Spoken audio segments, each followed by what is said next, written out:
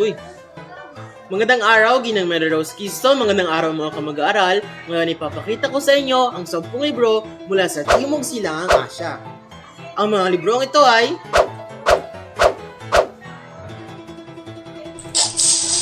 kaya tayo na, manood at pakinig. Ngunit bago tayo magsimula, ipapaalam ko muna sa inyo ang kahalagahan ng pagbabasa ng libro. Ang aklat ay isa sa mga kailangan ng mga guro, estudyante at iba pa. Dito natin malalaman ang mga impormasyon na kailangan nating malaman. Karamihan sa mga kabataan ngayon hindi na nagbabasa ng libro dahil mayroon ng teknolohiya.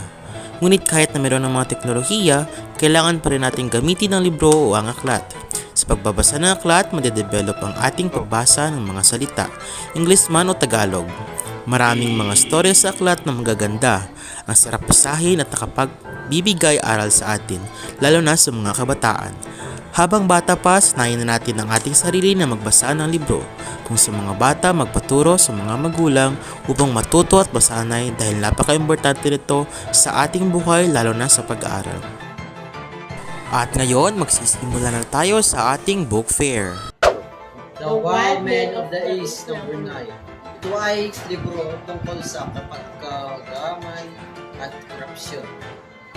Isang kudeta ang sumunod sa kalayaan na deklara ng emergency. Ang junta ay naging diktadura ng pamilya Ringo aka Roberto Monca Villanueva, isang swashbuckling, ambisyoso at walang awa na resistensor ng Arab Malay at Spanish extraction. Gunrunner at procurer ng mga mercenary para sa kudeta, sumikat at kayamanan habang ang diktadora ay pinagsama-sama. Bili na kayo ng librong The Wild Men of East, 182 pesos lamang. In the Shadow of Banyan ng Cambodia, para sa 7 taong gulang na si Rami, ang pabagsik na pagtatapos ang pagkabata ay nagsimula sa yapak ng kanyang ama na umuwi sa madaling araw, nagdala ng mga detalye higmaang Cebu. Nananaig sa mga lansangan ng Phnom Penh, ang kabisera ng Cambodia.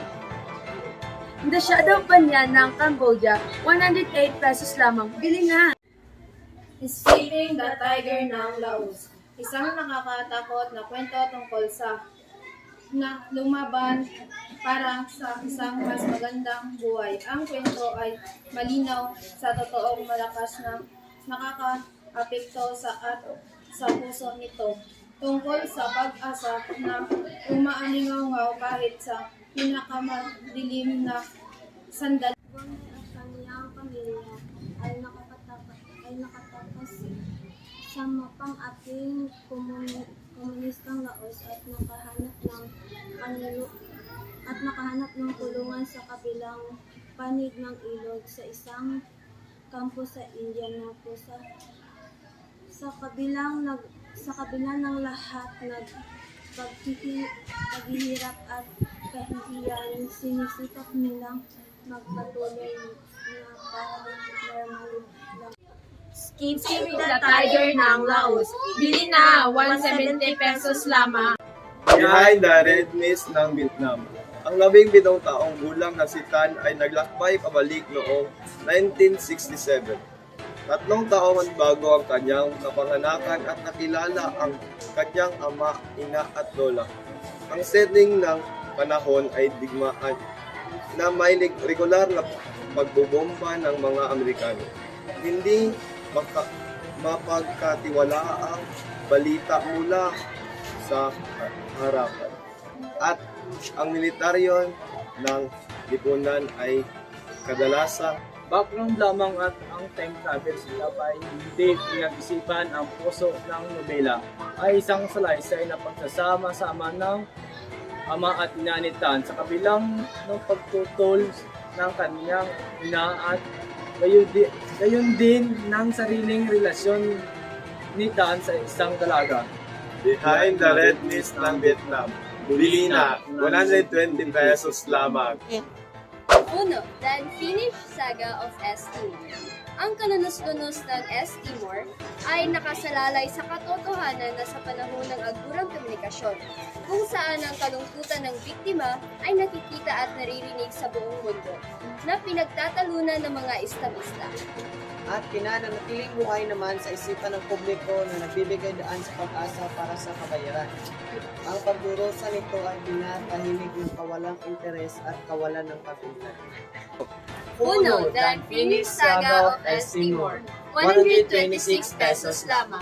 So ano pang hinihintay nyo? Bili na!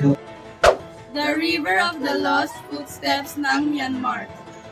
Sa The River of the Lost Footsteps, ikwento ni Tan Minh Kieu ang kwentong moderno Burma sa bahagi ng pamamagitan ng paglahad ng kasaysayan ng sarili niyang pamilya.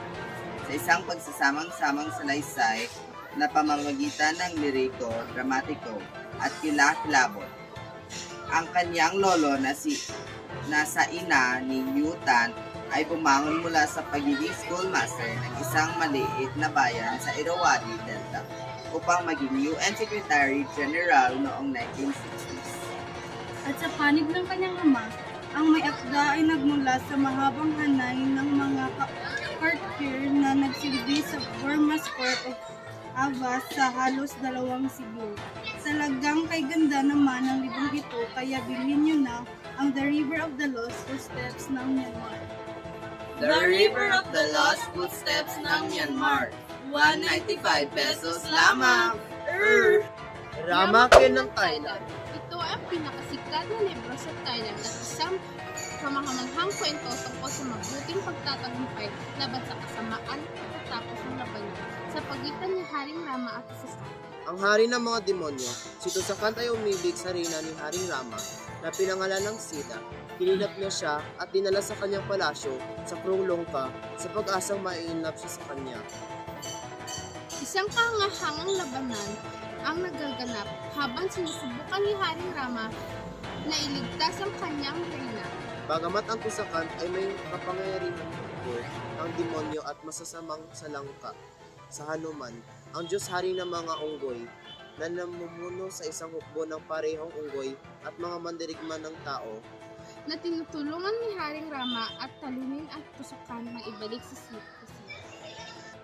Ramakin ng Thailand, 220 pesos lamang. Bili na! This Earth of Mankind ng Indonesia. Ang kwento ay tahimik na pinagsigla ang kolonyal na lipunan kung saan ang mga Indonesian ay dumaranas na walang katarungan at kahiyaan. Dahil ang katayuan sa lipunan at mga karapatan ay nakasalaylay sa laga ng dugong ryukyo sa mga ugat ng isang tao. Sa kanyang pagtanggi, natanggapin ang kanyang lugar sa isang strategic na lipunan. Mula na sinasama ni Minky ang bagong nasyonalismo ng Indonesia. This Earth of Mankind ng Indonesia, 160 pesos lang. The Harmony Steel Factory ng Malaysia nalaman ng factory din na si Freedom na ang trabaho gusto niya sa Shanghai ay lumaki. Nawala sa control ang country boy turned pop star na si Pedro. Ari hindi si Justin ang tamang tao para malawak ang business ng kanyang pamilya. Nakipag-deal ang negosyante na si Yu Hui sa isang bilyonaryo na si Roger Charles. Ang nobela ay nangaalok ng mas makalalim ng pag-unawa sa kontemporaryong Malaysia kasama ng patuloy ng pabago ng sentral ng Malaysia. The Harmony Silk Factory ng Malaysia ay 215 pesos lang. El Filibusterismo ng Pilipinas. Ang librong ito ay likha ng ating pamansang bayani na walang iba kundi si Dr. Jose Protasio Rizal. Tinutugunan ng El Filibusterismo ang mga paksang may malaking kalagahan sa kilusan katulad ng mga pang-aabuso ng political rasismo laban sa mamayang Pilipino at ang pangailangan para sa ikumang pampolitika. Ang nobelang ito ay karugtong ng kanyang sikat ding nobela na Noli Me Tangere na naglalaman ng karakter na tinitingalahang ibang kababaihan na si Maria Clara. Pinapakita dito ang kaniyang pagdurusa kasama ng kanyang kasintahan na si Crisostomo Ibarra sa mga kamay ng mga pari. Ang mga nobela ay nagbunga sa pagpapatapon kay Rizal sa Hong Kong. at kalaunan ang kanyang pagbitay sa pamamagitan ng firing squad noong 1896 sa edad na El Filibusterismo ng Pilipinas. 205 na lang, bili na! Yun lamang po ang mga libro mula sa Timog Silangang Asya. Salamat sa panonood!